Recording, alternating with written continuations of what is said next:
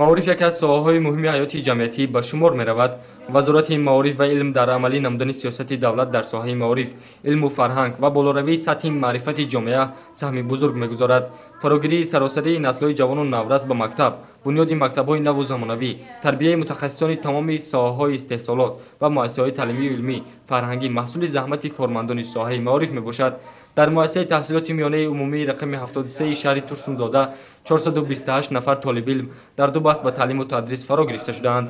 масъулин ба хонандагон ҷиҳати омӯхтани забонҳои хориҷӣ ва кор бо компютер диққати ҷиддӣ зоҳир менамоянд.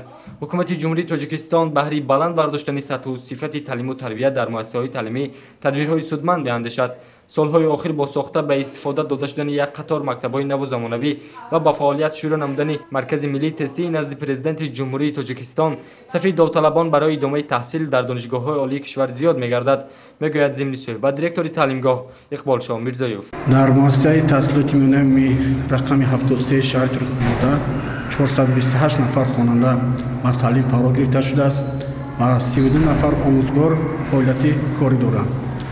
оиди омӯзиши забони давлатӣ ҳамеро қайд кардан ҷоиз аст, ки муассиса ҳам ба забони таълим ба забони давлатӣ ҳам баҳро монда шуда бошад, ҳам аксари хонандагонимон ӯзбекзабон мебошанд ва бо пуррагӣ бо забони давлатӣ ҳарф задан метавонанд.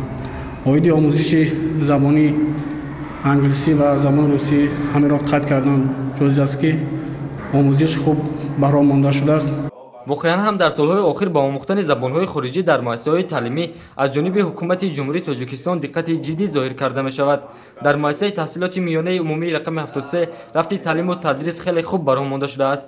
ҳамарӯза дар муассиса баҳри баланд бардоштани сатҳи донишандозии хонандагон дарсҳои кушод ташкил карда мешавад.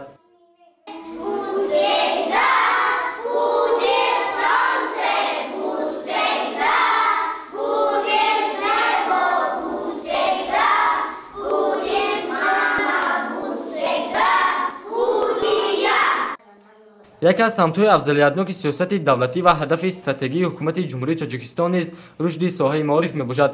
рушди ҳамаҷонибаи ҷомеа ва ояндаи кишвар бошад аз вазъи соҳаи маориф вобаста аст.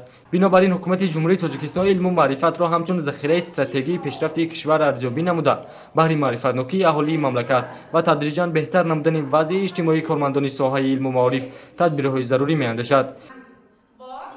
гузориши Диловар Рашидов, Дилмурод Шарипов барои барномаи иттилоотии Хабар.